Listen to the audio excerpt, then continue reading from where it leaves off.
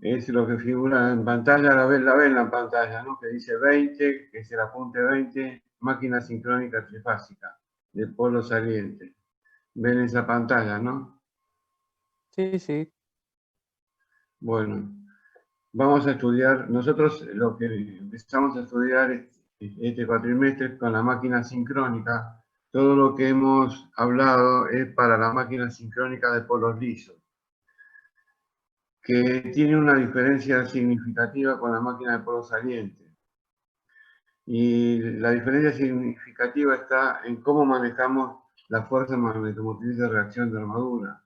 Recuerden que la fuerza magnetomotriz de reacción de armadura estaba causado por los efectos de la corriente en la armadura de la máquina, que sabemos que son corrientes pulsantes que pulsan a la velocidad de campo, a la velocidad de la red, y que la composición de las tres corrientes en el espacio polar de la máquina genera un campo giratorio de magnitud constante. Cuando esa fuerza magnetomotriz, si el entrehierro es constante, nos permite calcular el flujo de reacción de armadura. Si conocemos la fuerza magnetomotriz de reacción de armadura, podemos calcular el flujo de reacción de armadura. Porque hay cuando la fuerza magnetomotriz es de distribución cosenoidal, queremos decir que para el centro de la bobina la fuerza magnetomotriz es máxima y dentro del polo, de un mismo polo, conocer la magnitud de la fuerza magnetomotriz es conocer la fuerza magnetomotriz pico en el centro de la bobina y multiplicarla por el coseno del ángulo θ. Por lo tanto, la fuerza magnetomotriz tiene una distribución sinusoidal, cosenoidal.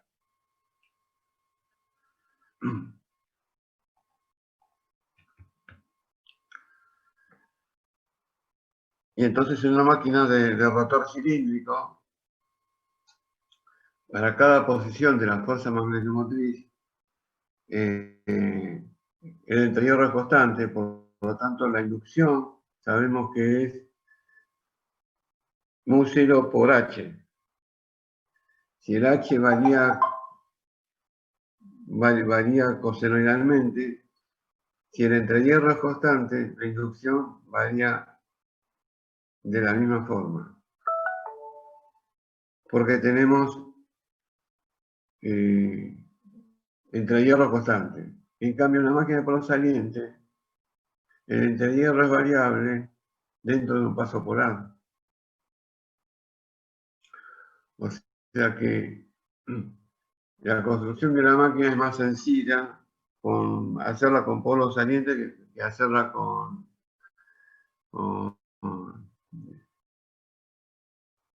entrehierro constante, o sea, una máquina de rotor cilíndrico. Pero el análisis de la máquina es un poco más complejo y tenemos que tenerlo en cuenta. Es decir, para cada posición de la fuerza magnetomotriz de reacción de armadura que se muestra acá, el flujo no solo cambia por la corriente, sino que cambia por la falta por tener un entrehierro distinto. Acá tenemos, debajo de la zapata polar, que es la que estoy señalando, tengo un entrehierro constante. Esta distancia entre el estator y el rotor es el entrehierro. Pero a medida que nos acercamos del eje DD al eje QQ, el entrehierro se hace más grande.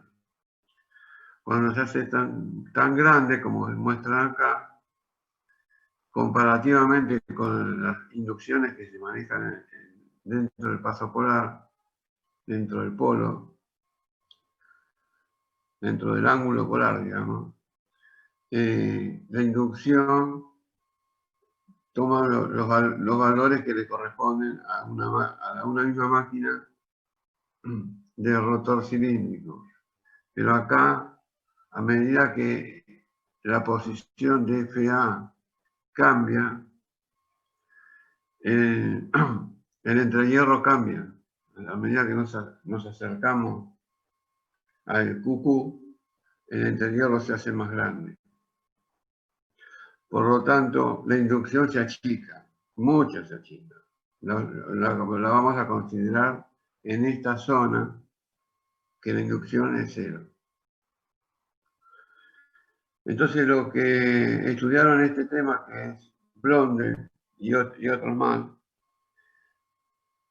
aplicaron la teoría de las dos reacciones, o también llamado teorema de Blondel, que descompone la fuerza magnetomotriz FA en FAD, que es en el eje de D, y FAQ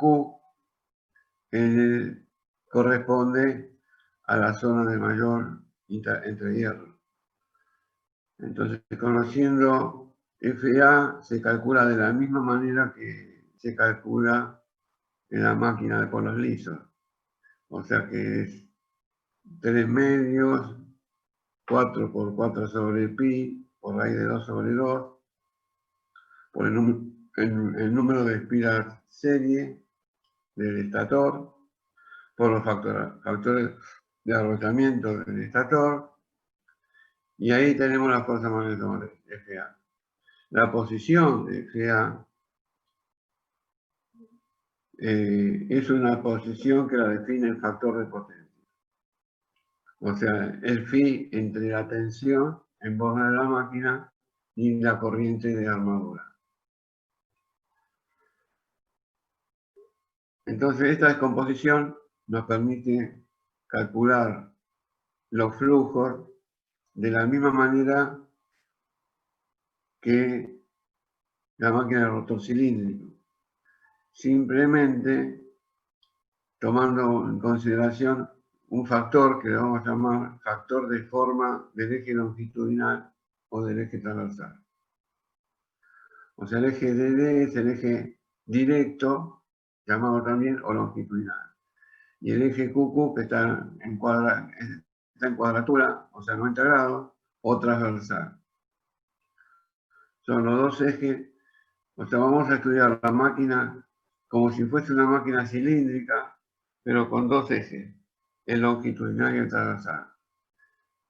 El longitudinal está en la dirección, en el centro del polo, y el transversal a 90 grados. 90 grados eléctricos. Depende de la cantidad de polos que tiene la máquina. Si tengo una máquina de 4 polos, los 90 grados eléctricos son 45 grados mecánicos. ¿Hasta ahí vamos bien? ¿O tiene alguna duda?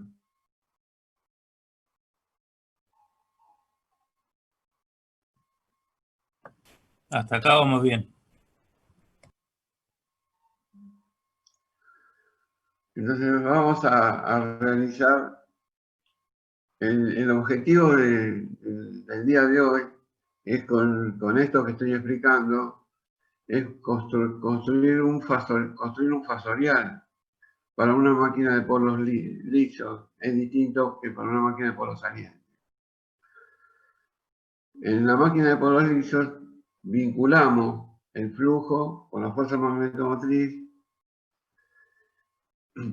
y ese flujo genera una fuerza electromotriz en el arreglamiento del estator por cambio de la posición a una velocidad determinada y genera una fuerza electromotriz que, como está causada por la corriente de reacción de armadura, la fuerza electromotriz que genera ese flujo también la llamamos fuerza electromotriz de reacción de armadura.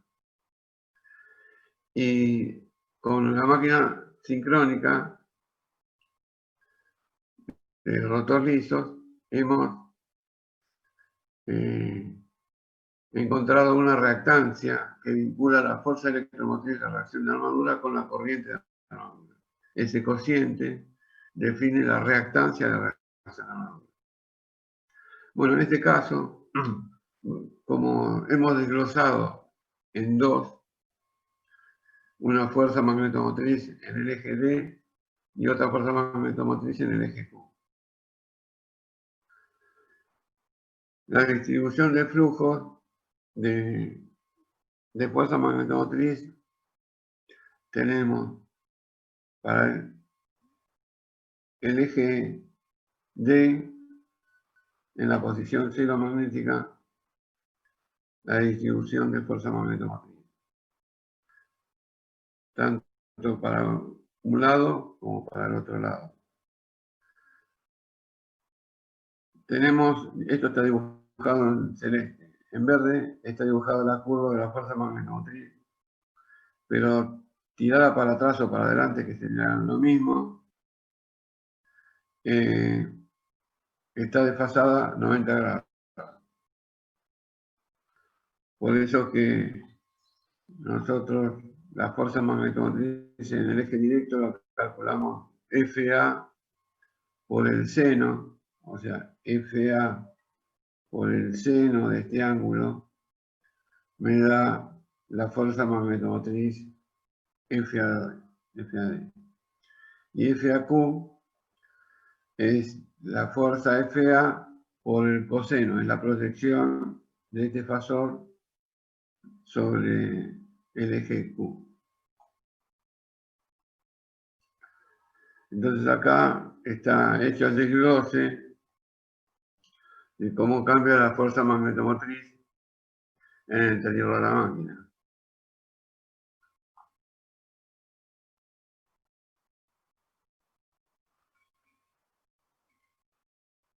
Y además hacemos que FAD esté dibujada en oposición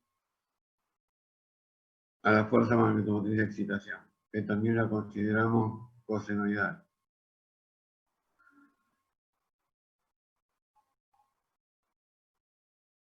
Cada una de estas fuerzas magnetomotrices producen flujo, pero a igualdad de la fuerza magnetomotriz en el eje directo, comparado con el eje en cuadratura, a igualdad de las fuerzas magnetomotrices, los flujos que generan no son iguales. O sea, que genera un flujo mayor en el eje longitudinal que en el eje transversal. ¿Y alguien me puede explicar por qué es eso?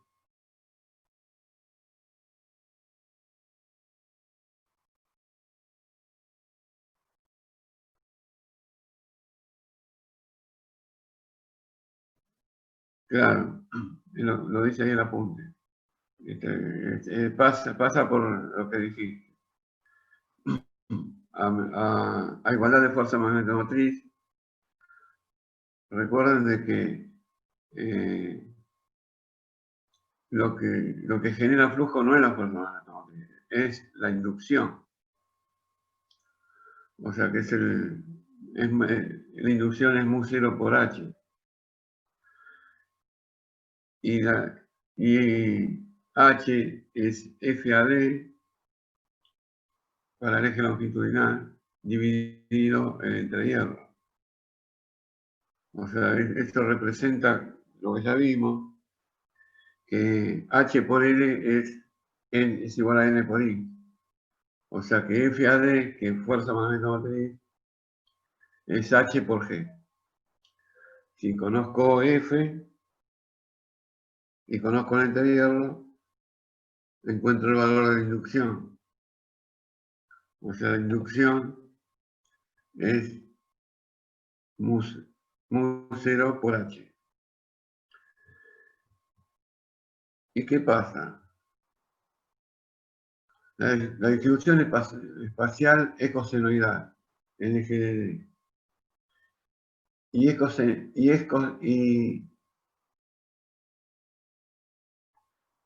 Y no es cosenoidal la inducción por no tener un interior constante. O sea, en realidad es cosenoidal. Acá tenemos el dibujo de estas dos rayas paralelas.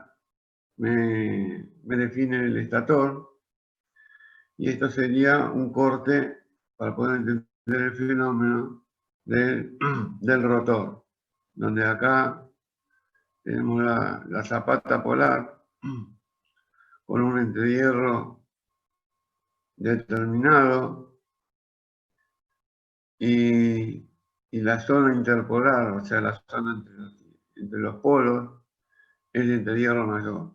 O sea, esta zona en el eje QQ y zonas cercanas a él, los entrehierros son elevados. Entonces, como la inducción es mu 0 por H y H es fuerza magnetomotriz del entrehierro, acá en esta expresión que está acá, en vez de poner H hay que poner F, fuerza magnetomotriz.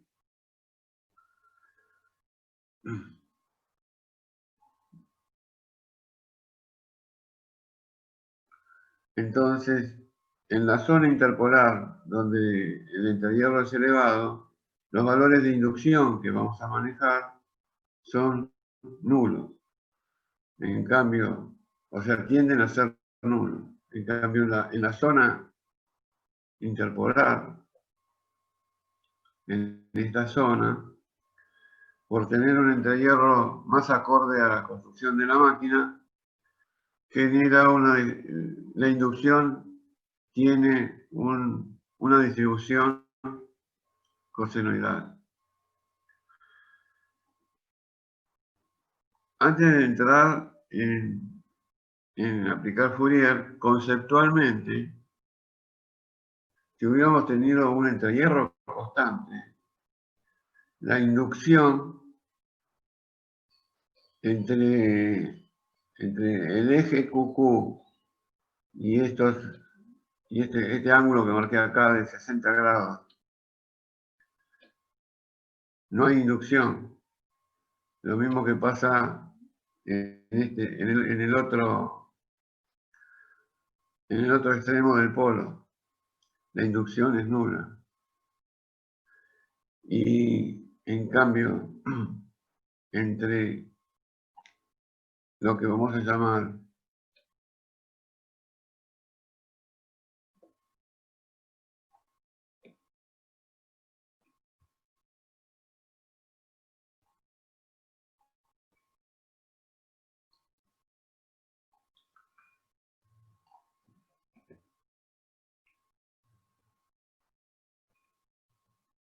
entonces vemos que si tenemos una máquina de polos lisos,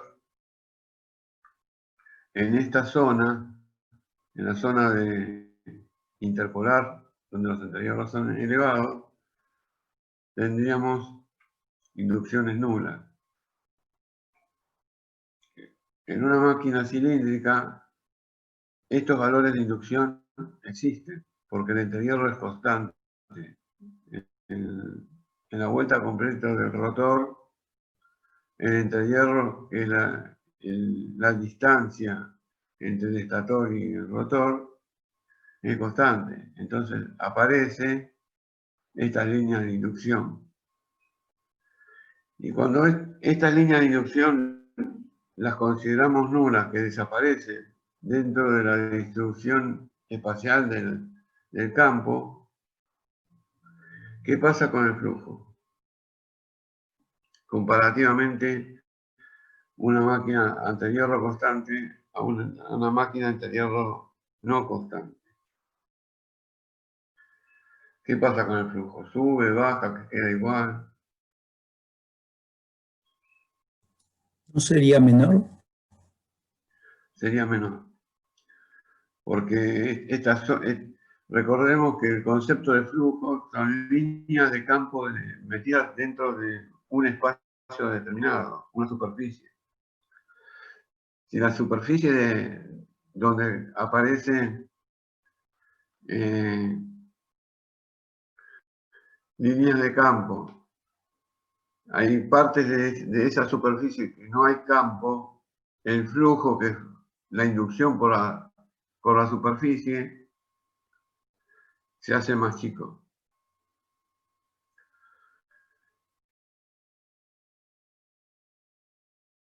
Entonces, para tener en cuenta esto, lo que hacemos es encontrar un factor llamado de forma en el eje longitudinal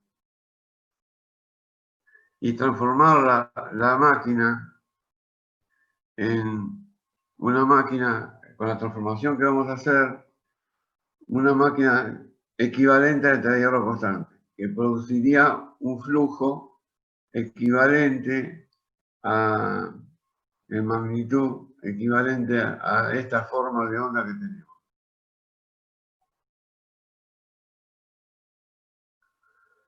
Entonces, el análisis es este. En el espacio interpolar, donde el hierro es grande, por eso que hay dos flechas para arriba, la inducción es cero. En la zona polar, donde el hierro es constante, aproximadamente constante, la inducción en el eje AD, en el eje longitudinal, es mu 0 por FAD dividido en el hierro. O sea que en esta zona, si vamos al dibujito, vemos que la inducción es para cada magnitud de la fuerza magnetomotriz. O sea que si yo quiero encontrar cuánto vale la fuerza magnetomotriz en este punto que estoy señalando,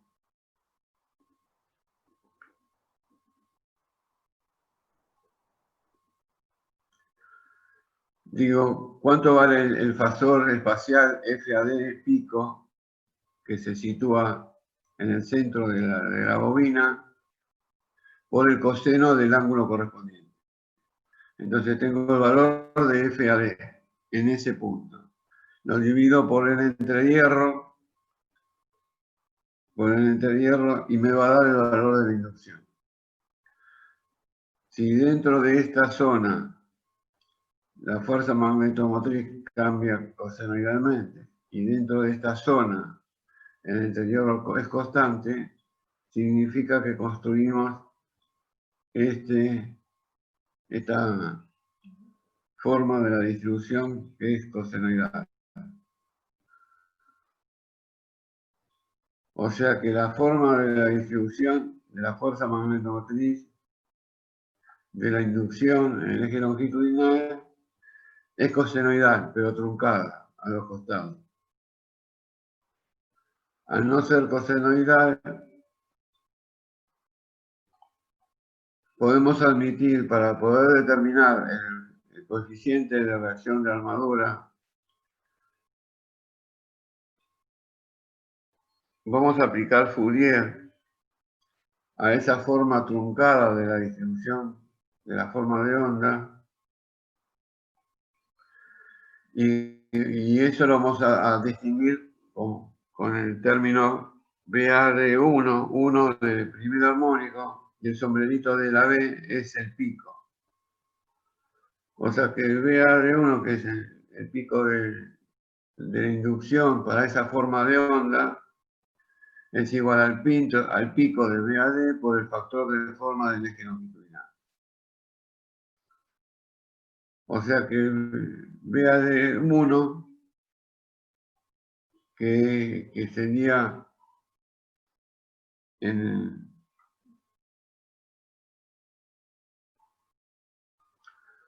de esta forma de onda que analizamos recién,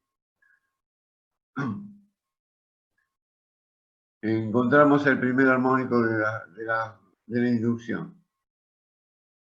O sea que este primer armónico con magnitud B a pico D, que lo ponemos acá, o sea, esta distribución que es BAD, que es igual a BAD1, pico por el coseno de phi, se corresponde como si la máquina fuese de entrehierro constante.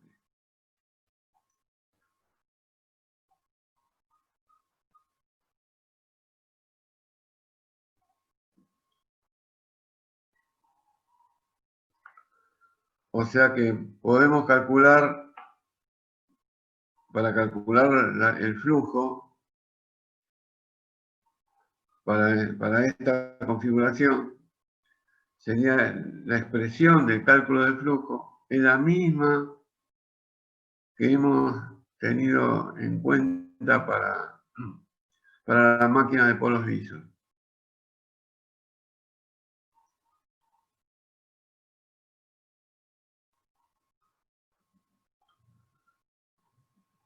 Entonces vamos a hacer un poco la matemática, reemplazando VAD y teniendo en cuenta que es distinto. O sea, la inducción pico AD1, esta expresión que está acá, se corresponde con el teorema de Fourier, que es 2 sobre pi entre pi dividido 2 y menos pi dividido 2. O sea que si vamos a este dibujito, estamos aplicando la integral de esta superficie entre menos pi sobre 2 y pi sobre 2. O sea, menos pi sobre 2 más pi sobre 2 me da un paso polar.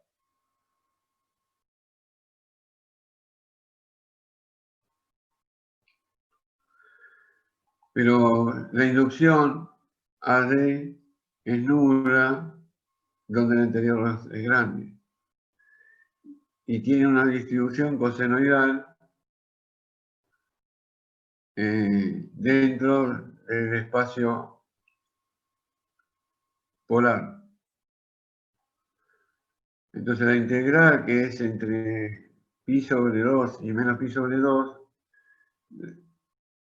entre pi sobre 2 y alfa pi sobre 2, alfa es un número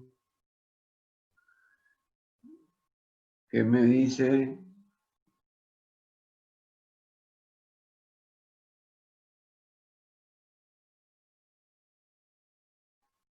acá lo tenemos. Está dibujado alfa pi sobre 2.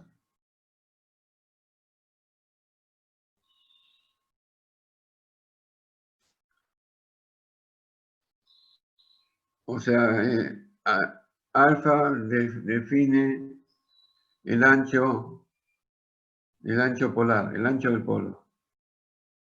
O sea, 2 veces alfa por pi sobre 2 me da el ancho del polo. Y la integral entre pi sobre 2 y menos pi sobre 2 se reduce a calcularla entre alfa pi sobre 2 y menos alfa sobre pi sobre 2. Acá hemos reemplazado la función a integrar, es b pico AD por coseno de tita. O sea, este BAD que está acá,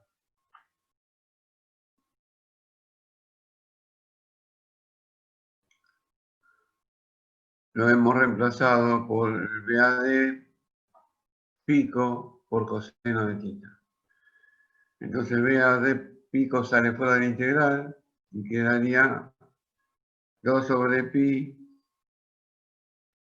por BAD, 2 BAD sobre pi por el coseno cuadrado de tita, diferencial de tita.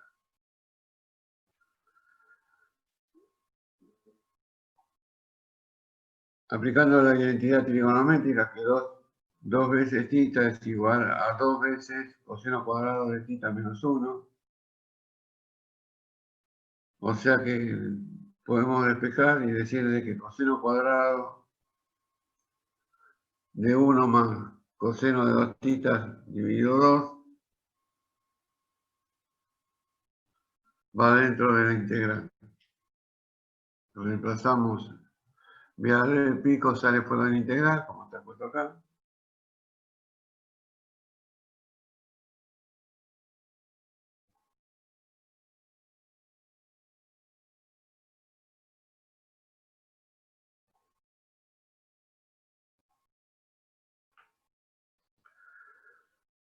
es la integral entre los límites alfa sobre pi sobre 2 y alfa y menos alfa sobre pi sobre 2 de 1 más 2 coseno de 2 tita por diferencial de tita.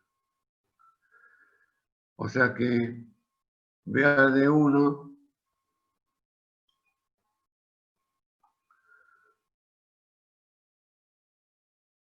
manipulamos esta expresión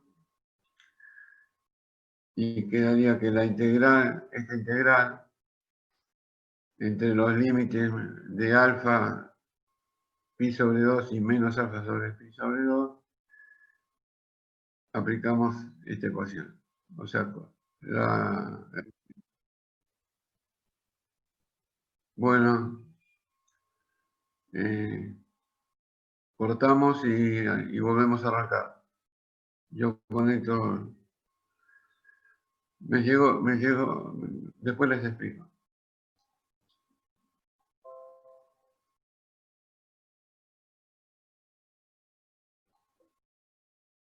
La inducción pico del primer armónico es el BAD pico por alfa más pi más el seno de alfa por pi dividido pi.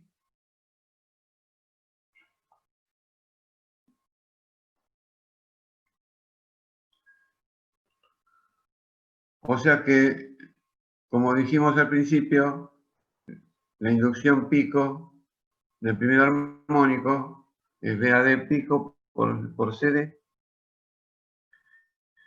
y el BA pico es la fuerza magnetomotriz que hemos encontrado en el eje longitudinal dividido en entrehierro por el factor de distribución, el factor de forma en el eje longitudinal. O sea que podemos decir, sí, pasa.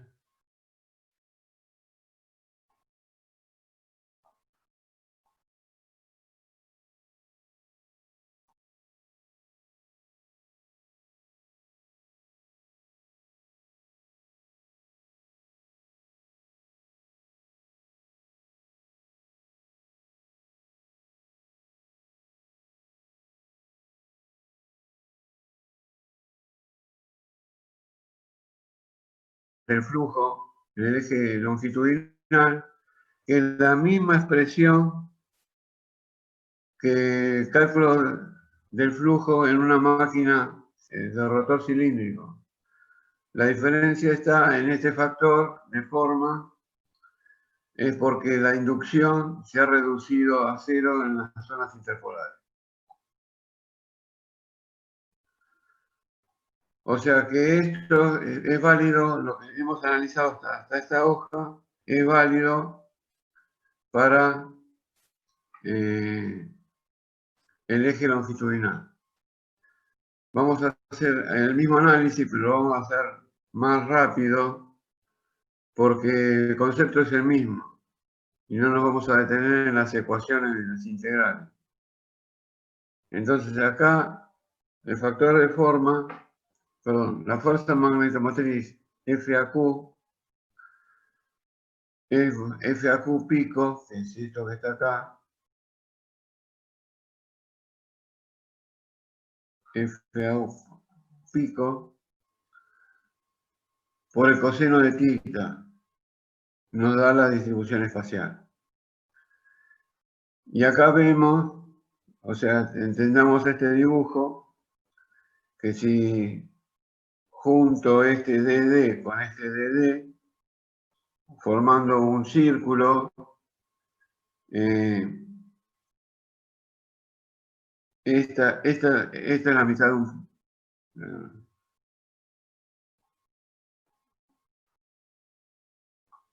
Guarden un segundo.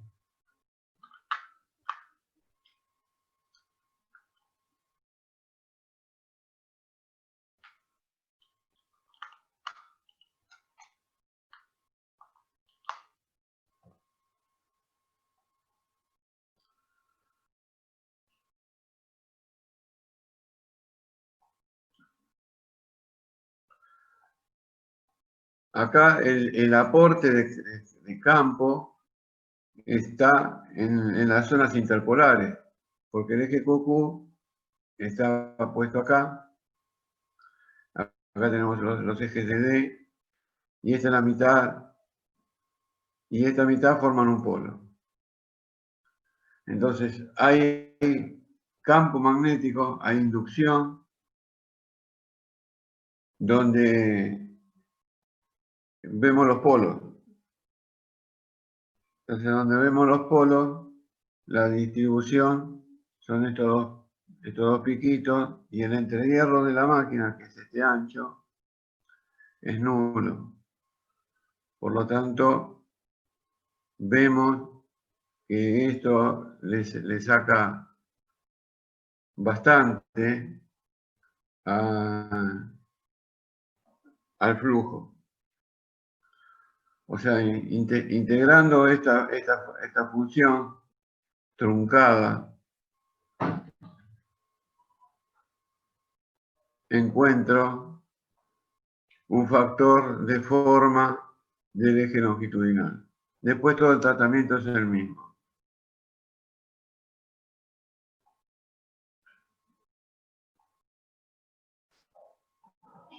Y el factor de forma, en el anterior, para el eje directo, es alfa pi más seno de alfa omega. Y en el caso del eje cuadratura, es lo mismo, pero acá tiene un signo negativo. Entonces, para un valor típico constructivo de alfa de 0,75, ¿qué representa alfa 0,75?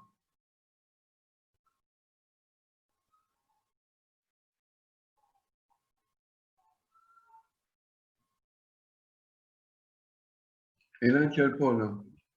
El ancho del polo proporciona a la distancia pi, entre menos pi sobre 2 y pi sobre 2. Bueno, de acá si hacemos unos calculitos, conociendo el alfa, el factor de distribución, la forma de factor de forma en el eje cuadratura,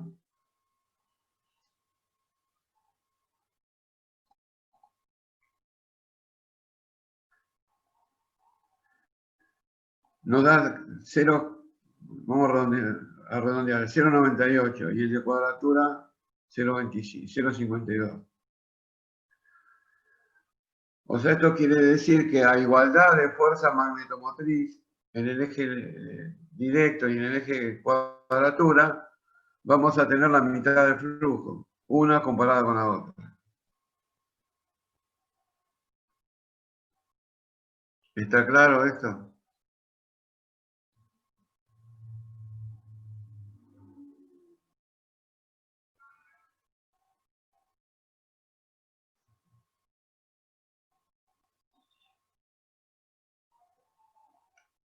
¿Me escuchan, muchachos? ¿Está claro lo que expliqué hasta acá? Sí, se entendería. Le hago una consulta. Yo tenía Sí, como dale.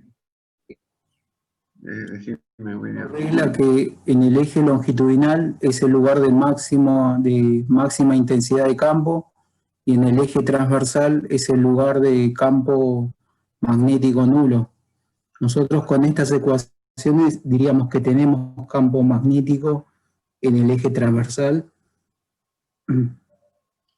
Tendríamos un flujo que es la mitad del flujo que existiría en el eje longitudinal. Esto es la interpretación. O sea, lo que hemos hecho es como hemos transformado la máquina sincrónica de polos salientes en una máquina de rotor cilíndrico, pero con dos ejes magnéticos, el DD y el QQ, el eje directo y el eje cuadratura. ¿Está bien?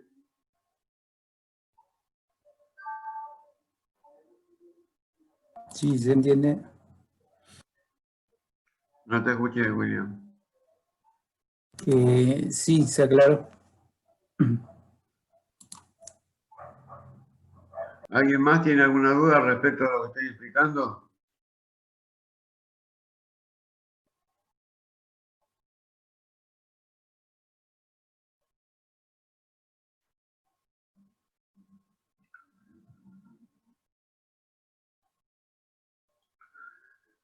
Hay un factor de forma del arrollamiento de excitación. O sea que esta expresión que vemos acá, con el mismo tratamiento que vimos con la de reacción de armadura, es para calcular los flujos que producen la distribución no cosenoidal, o sea, cosenoidal truncada, de la fuerza magnetomotriz de excitación de la máquina.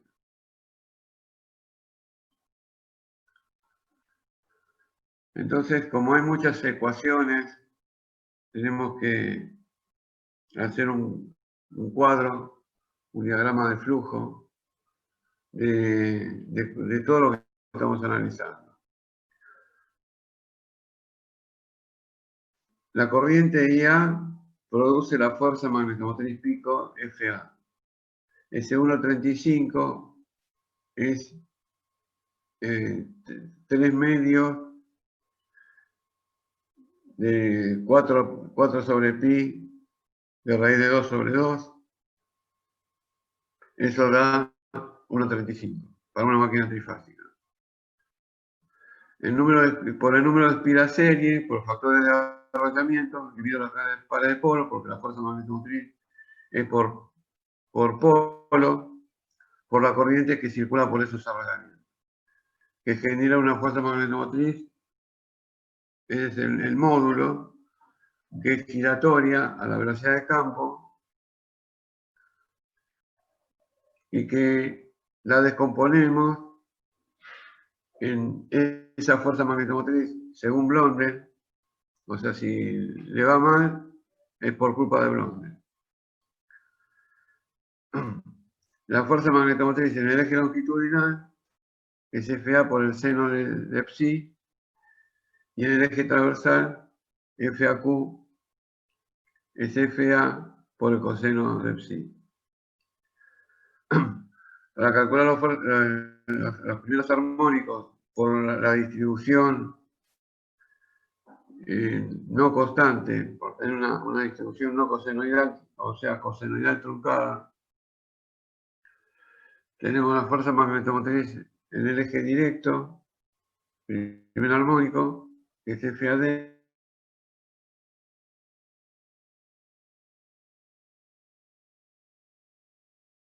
lo mismo pasa por el de cuadratura. Cada una de las fuerzas magnetomotrices generan un flujo de reacción de armadura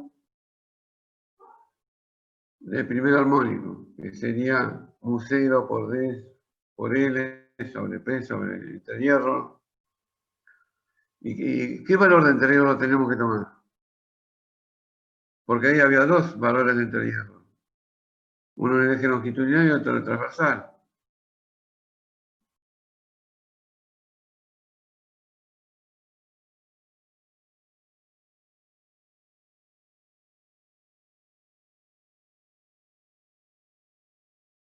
¿Qué valor?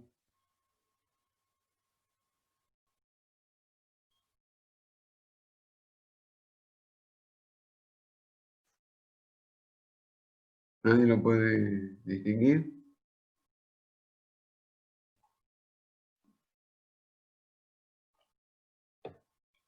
Pongo la figura.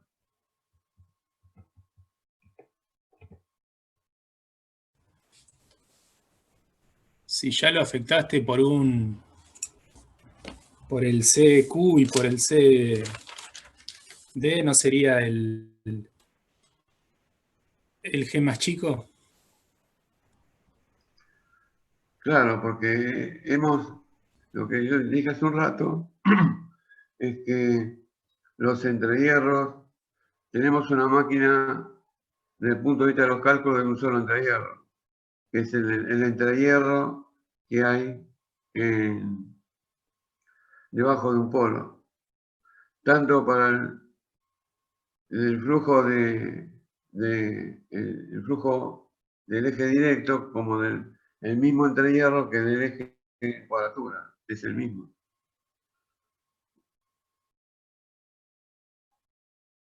Que es la distancia debajo del polo, en el centro del polo, entre el estator y el rotor.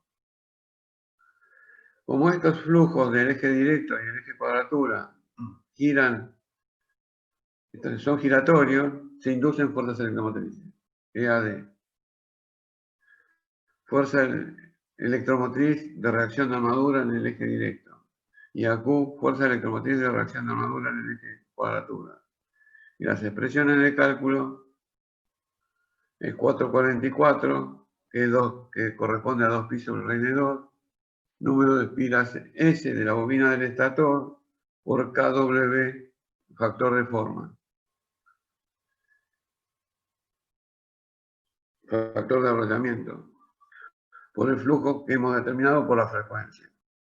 ¿Y qué frecuencia?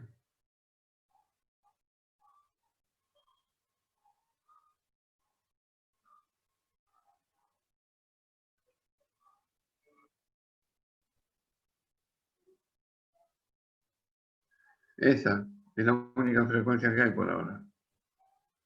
Es la frecuencia inducida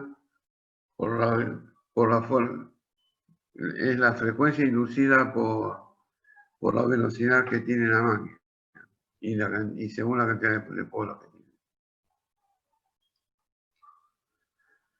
Entonces acá aparece, tenemos una fuerza electromotriz EAD y otra EQ.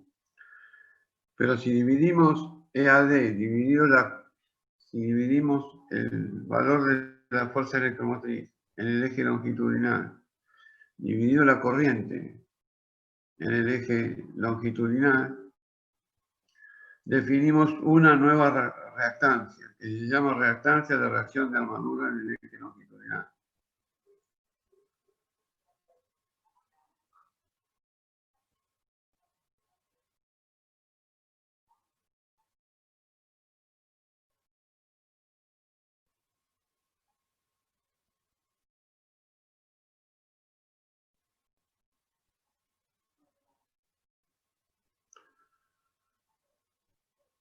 Y en el eje cuadratura definimos también una reactancia de reacción de armadura en el eje longitudinal.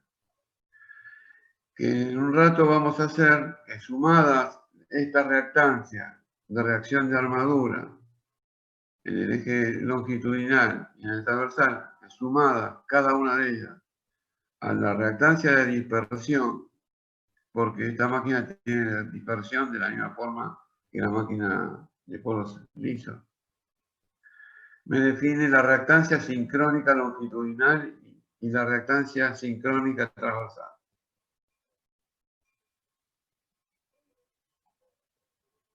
¿Está claro este análisis?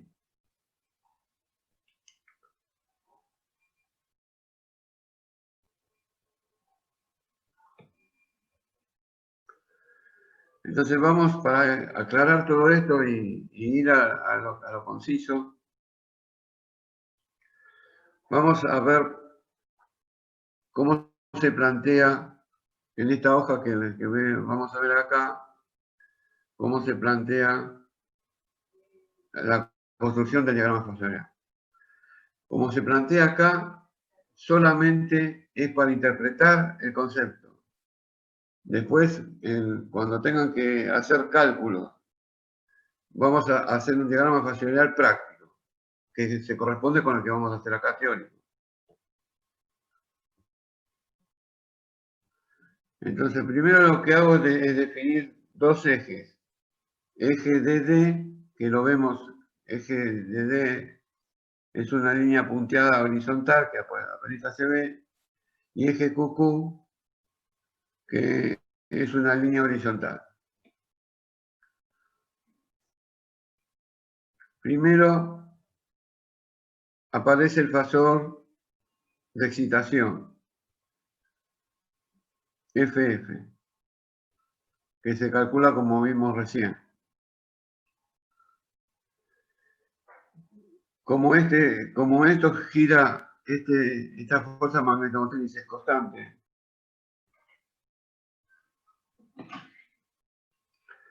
Esta fuerza magnetomotriz es constante.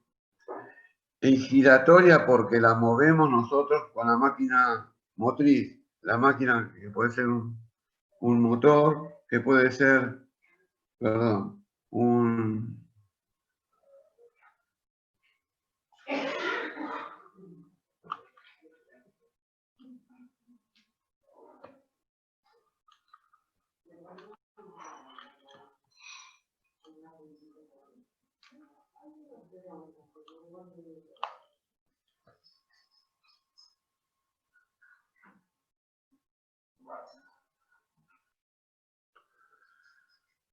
les decía que esta fuerza magnetomotriz creada por la corriente de excitación en la rueda polar, cuando la hacemos mover con la máquina auxiliar, va a generar fuerza electromotriz. Y esa fuerza electromotriz la vamos a llamar EF.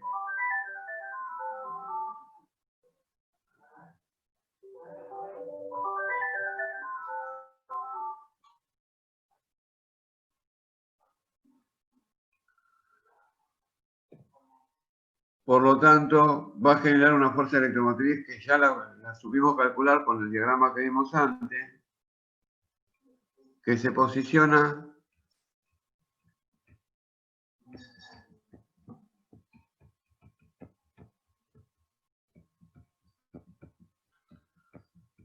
espere que no me están dando esto.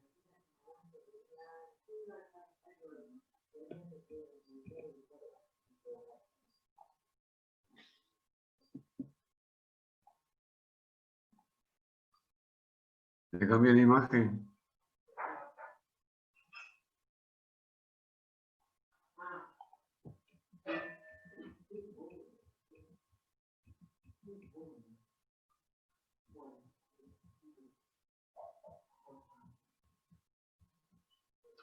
Estábamos acá, posicionados en el eje. Hago una pregunta, ¿por qué FF está puesta en el eje directo?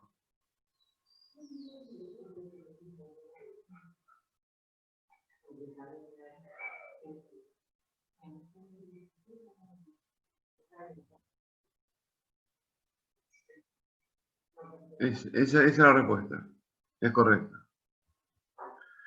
Esa fuerza magnetomotriz genera el flujo de excitación.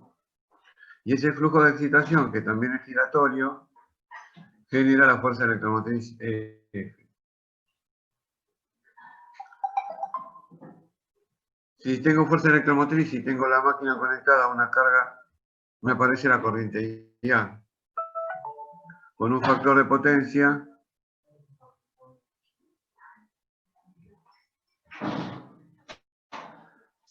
y aparece la corriente IA, aparece, la descomponemos en el eje longitudinal y Q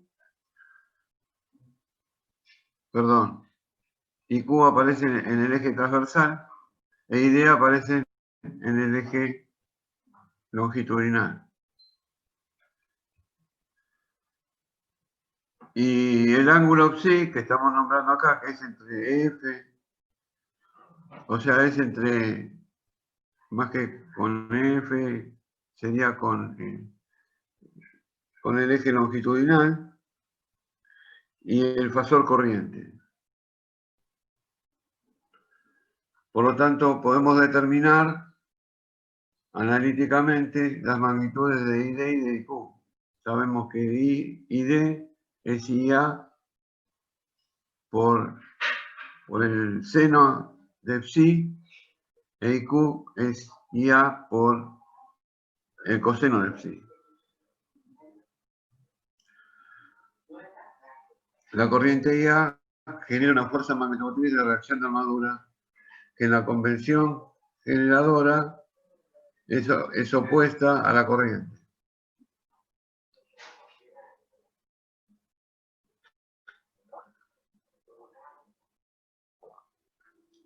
O sea, está en oposición de fase a la fuerza magnetomotriz de excitación.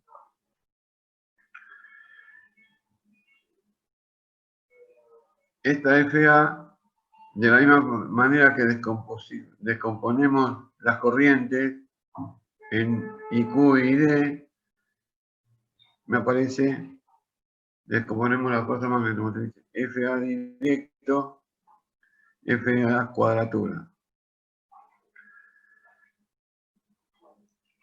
Y cada una de estas fuerzas magnetomotrices de reacción de armadura generan el flujo de reacción de armadura en el eje directo y el flujo de reacción de armadura en el eje transversal.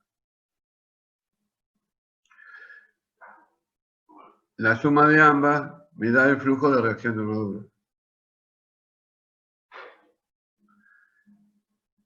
Acá en este dibujo no se ve, porque esto se tenía que haber proporcionado de tal forma que en este tipo de máquina la fase que le corresponde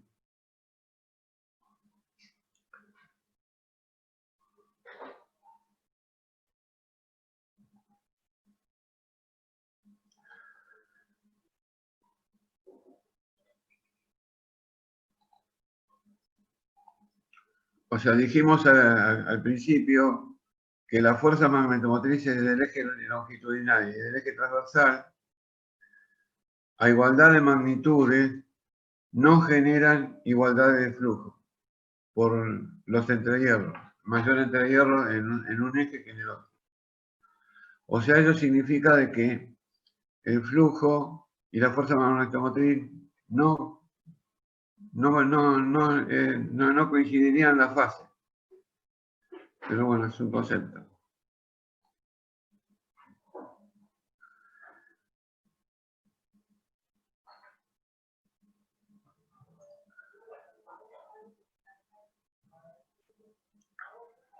Entonces, si tenemos todos los flujos, vamos a sumarlos. Porque tenemos el flujo de excitación, el flujo en el eje longitudinal, el flujo en el eje transversal. Lo sumamos porque estamos suponiendo que hay linealidad. Entonces, al flujo phi, le sumamos la reacción de armadura en cuadratura, le sumamos la reacción en cuadratura, la reacción de armadura en el eje longitudinal, y la suma de todo eso me da el flujo resultante, el flujo que nos genera la saturación de la máquina. O sea, como dijimos la vez pasada, los flujos resultantes nos generan el punto de operación del sistema para poder determinar cada una de las componentes sobre esa linealización que hacemos. Entonces el flujo resultante nos genera la fuerza electromotriz en el entrehierro de la máquina, al igual que en la máquina sincrónica de polos lisos. Y si conocemos la resistencia de armadura y la reactancia de dispersión, podemos determinar el valor de U. O sea que en este dibujo desprecio RA y solamente me aparece IA por la reactancia de dispersión.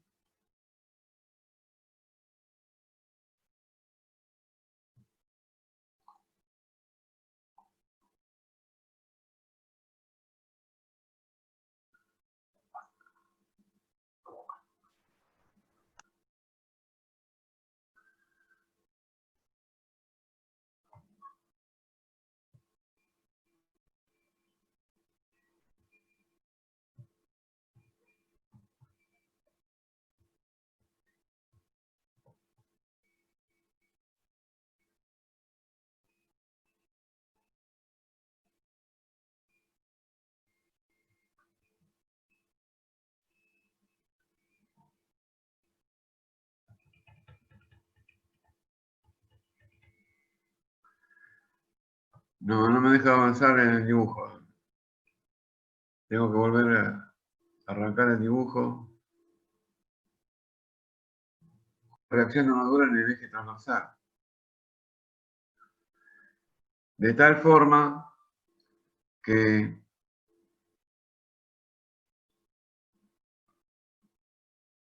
la posición de AD es contraria a la que está dibujada acá.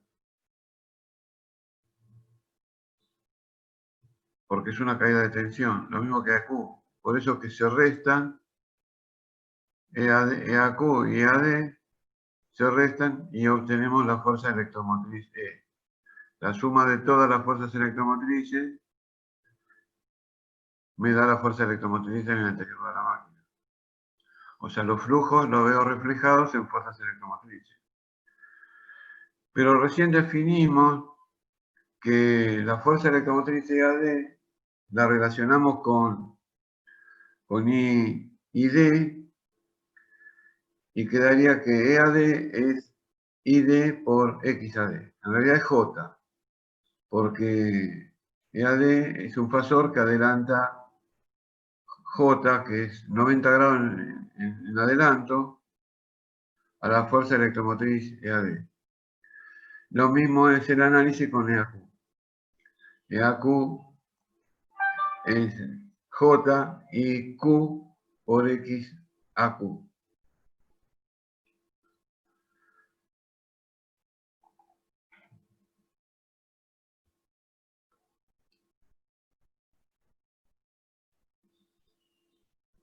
Este fasor de caída de tensión en la reactancia de dispersión, si lo proyecto sobre el eje Q, sobre la horizontal, voy a tener que es ID por X. Y si hago lo mismo y esto lo proyecto sobre la vertical, voy a tener IQ por XQ, por X, perdón. De tal manera que este fasor nos representa ID por la reactancia sincrónica, porque dijimos hace un ratito que la reactancia de reacción de armadura en el eje longitudinal más la reactancia de dispersión me da la reactancia sincrónica en el eje longitudinal. Y lo mismo pasa en este eje, en el eje longitudinal.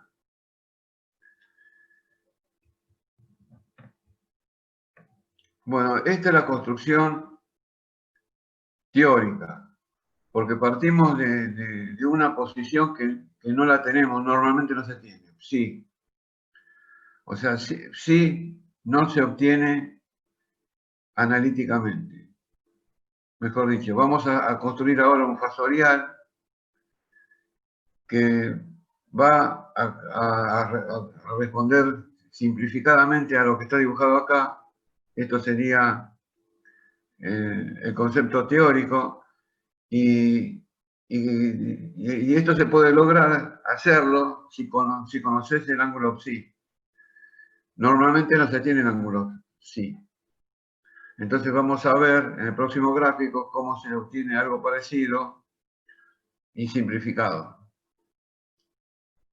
Porque cuando trabajas con los fasoriales, trabajas con fasoriales de fuerzas electromotrices y de reactancia. No hace falta meter en los fasoriales las fuerzas magnetomotrices y los flujos. No son necesarias. Los fasoriales responden a caídas de tensión y a fuerzas electromotrices.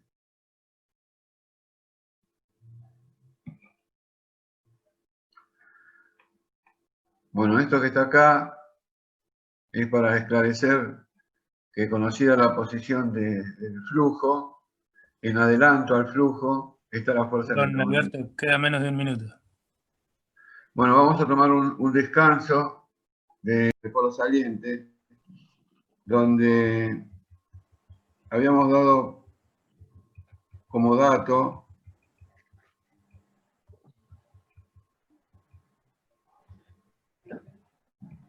la posición de la corriente o de la fuerza magnetomotriz, que es lo mismo, respecto del eje de referencia, que sería el eje QQ, el eje transversal. Entonces,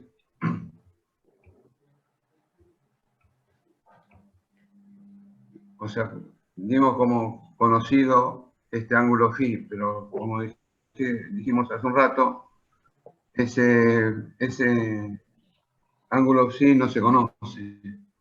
O sea, puedo conocer todos los datos, pero normalmente, entonces lo que vamos a hacer ahora, vamos a construir el fasorial, pero partiendo de los datos que tenemos. ¿Alguien dijo algo? O sea, los datos que tenemos es la tensión en borne de la máquina, la corriente de armadura que toma la máquina y el factor de potencia. Y datos adicionales, el conocimiento de la reactancia longitudinal y transversal, reactancia sincrónica. Entonces partimos de la tensión U, que es un dato, lo ponemos como factor de referencia, la corriente de armadura, que la dibujamos en retraso y con un ángulo phi determinado. Estos son los dos datos que el usuario normalmente tiene en la máquina, la tensión en borne y la corriente de armadura.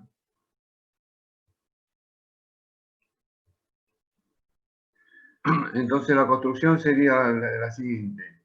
A partir del extremo de U, donde termina U, el punto A que apareció ahí, se traza una perpendicular a la corriente, una línea auxiliar desde el punto A.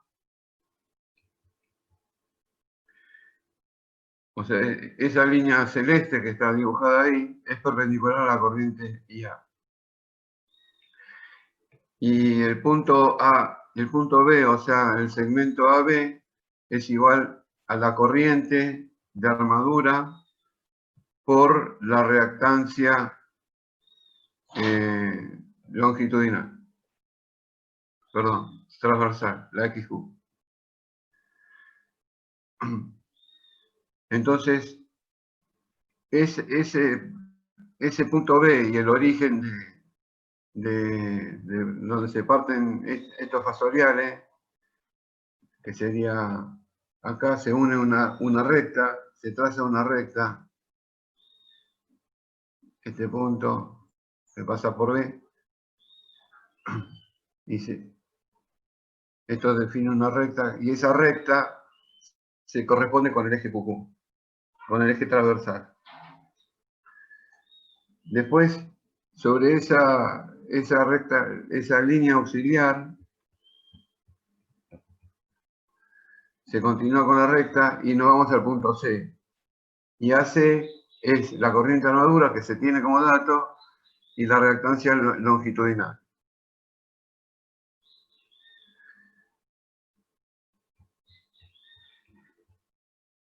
Entonces, el punto 0, el punto O, que no está indicado, y la letra B nos definen una recta que corresponde con el eje QQ.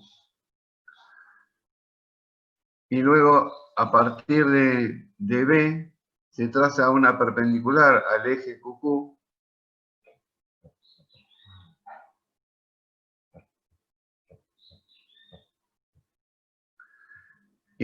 O sea, hemos trazado una perpendicular al eje QQ y donde se intersecciona la recta auxiliar, nos da la magnitud de F.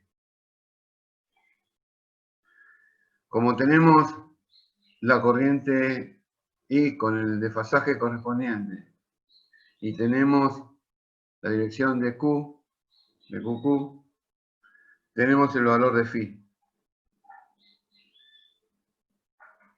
Esto está adelantado.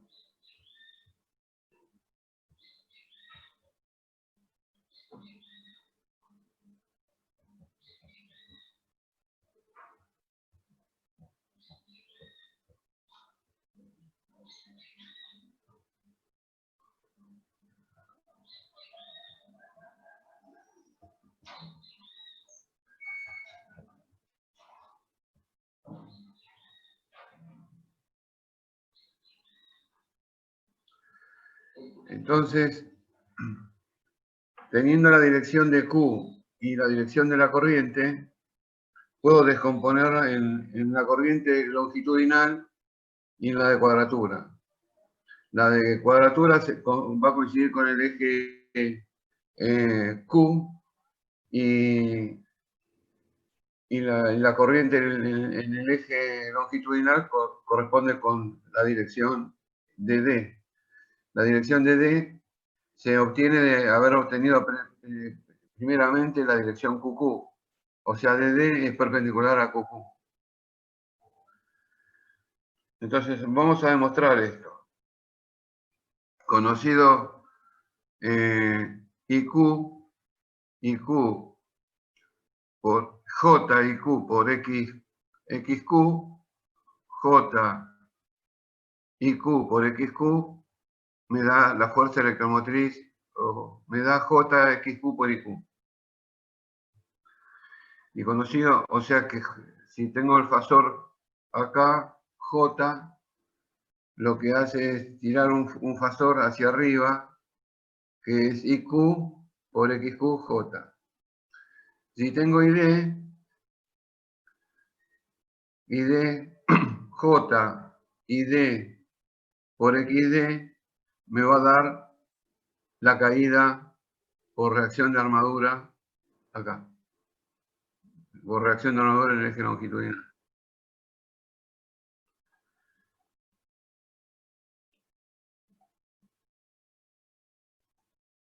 O sea, AB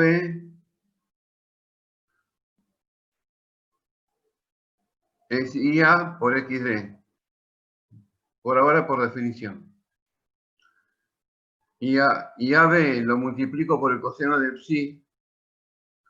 O sea que yo acá tengo psi, que es entre el eje Q y la corriente IA, es el ángulo. No se muestra, no está clarito de dónde a dónde. Psi es del eje Q al fasor IA. Entonces, si esto es phi, acá hay un ángulo de 90 grados, porque esta línea, habíamos planteado que AB o AC es perpendicular al fasor de la corriente de armadura. Si esto es psi, acá hay 90 grados y acá hay un ángulo que es común con este triángulo que se forma acá. Entonces, esto es psi y esto que está acá es psi. O sea que AB es IA por XD. O sea, si AB lo multiplico por coseno de psi y XD, acá falta la D, por IA, por coseno de psi. De tal forma que IA por coseno de psi, ¿a qué es igual? Ahí, aquí, IA por coseno de psi.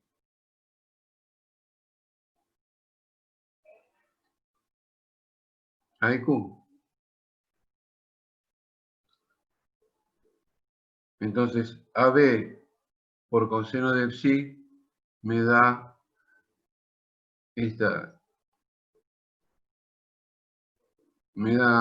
distancia que se corresponde con XQ por IQ.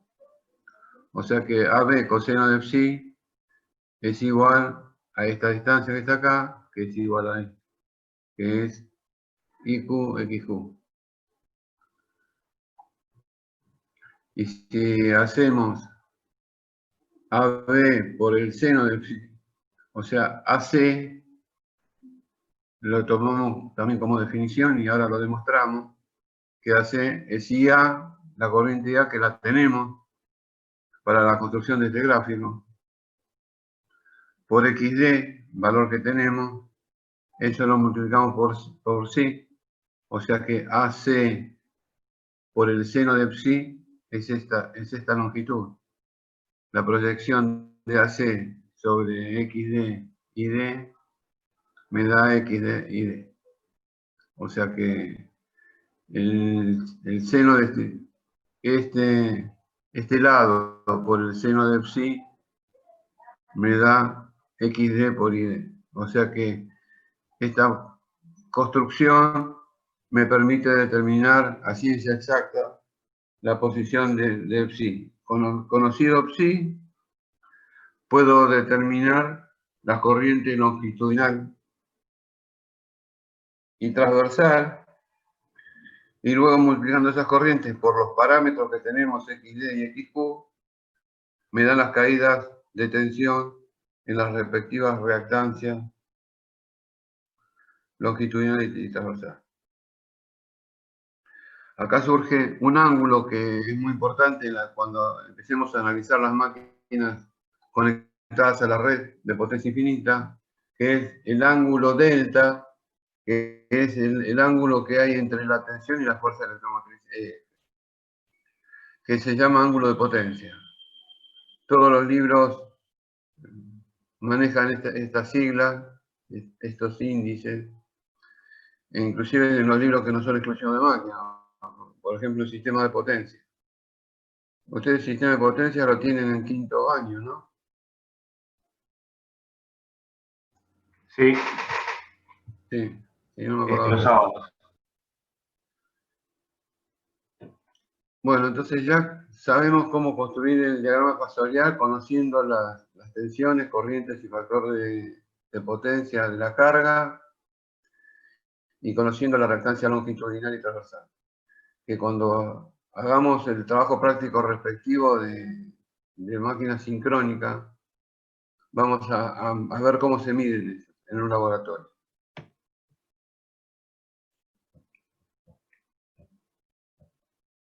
¿Alguna pregunta de esto, muchachos?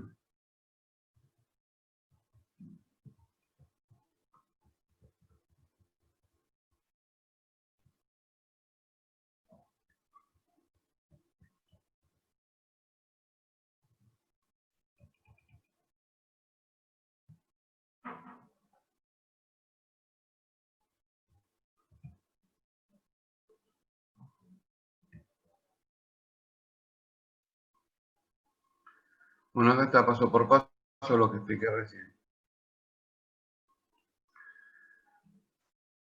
Las características de la máquina de polos salientes. La característica de vacío es igual, se corresponde a la misma característica que tiene la máquina de polos lisos. La característica de cortocircuito es igual. La corriente de armadura en función de la corriente de excitación tiene la misma prestación. El punto de Pottier, o sea, la reactancia de dispersión y el factor de reacción de armadura, si los hace falta, se corresponden a la máquina sincrónica trifásica cilíndrica. Porque todas estas tres, la A, la B y la C, se corresponden con que las fuerzas magnetomotrizes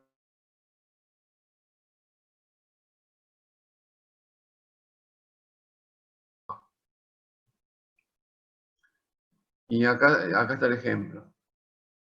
O sea, en la característica de vacío, la fuerza magnetomotriz de excitación, al estar en vacío, es la única fuerza magnetomotriz que está en uso, en vacío. Y esa fuerza magnetomotriz actúa en el eje de D. La fuerza magnetomotriz genera el flujo y en adelanto la fuerza electromotriz E. O sea que la característica de vacío que se obtiene midiendo corriente de excitación midiendo la tensión en borne de la máquina, en vacío, que se corresponde con la fuerza electromotriz C. O sea que levantar la curva de característica de vacío es lo mismo en una máquina que en la otra. Analicemos el caso de cortocircuito. En cortocircuito podemos decir que la fuerza magnetomotriz resultante, la fuerza magnetomotriz de excitación siempre está en el eje de D. Pero aparece una fuerza magnetomotriz de reacción de armadura que desmagnetiza, o sea que tiene este sentido. Y una fuerza magnetomotriz resultante.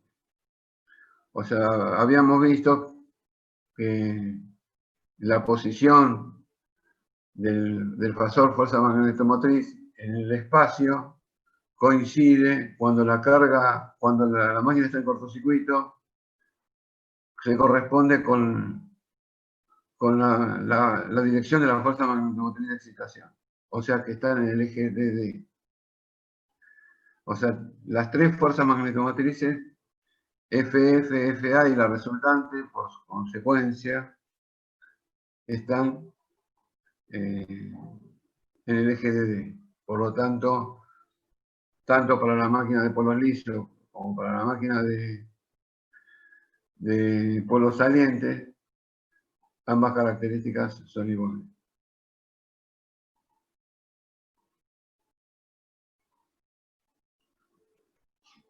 Entonces, acá está claro lo que expliqué recién, las características de la máquina. Y otra cosa que surge, me estaba olvidando decirle, es que la regulación se calcula considerando que la tensión EF es igual a la tensión en vacío a la corriente de excitación final.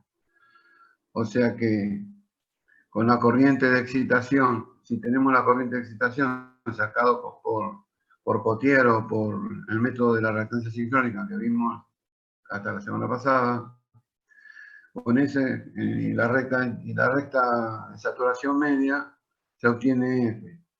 Cuando desconecto la carga, para la misma corriente de excitación, la tensión se mide sobre la característica de vacío y se calcula la regulación con esos datos.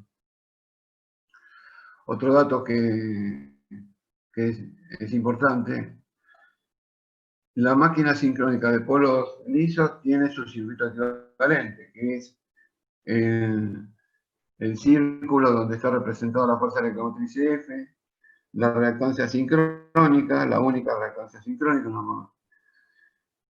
Y ese sería la fuente de fuerza electromotriz, la impedancia sincrónica de la máquina, y ese sería el circuito equivalente, sencillito. En cambio, en la máquina de polo saliente, ID por XD no es igual nunca a IQ por XQ. O sea que no se puede poner en paralelo. O sea, no puedo, tengo XD y tengo XQ. O sea, o si tengo la corriente ID, no coincide con IQ. O sea, no lo puedo poner en serie. Y las caídas de tensión ID por XD no son iguales a la IQ por XQ. O sea, conclusión, no hay circuito equivalente.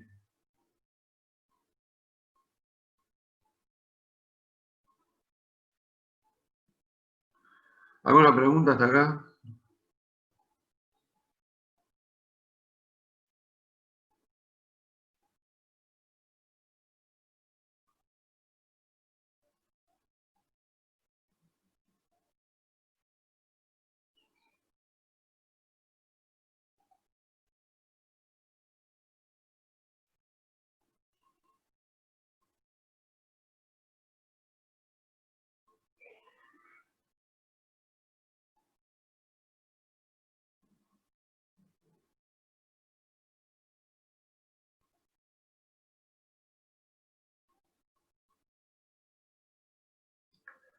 Acá hay un desarrollo que no lo vamos a expresar ahora. Una cosa es la construcción gráfica de los fasoriales, y esto es para plantearlo gráficamente, para tener idea de lo se está haciendo trigonométricamente y determinar las ecuaciones que me permiten hacer los cálculos de EF y consecuentemente de la corriente de excitación para, en forma analítica.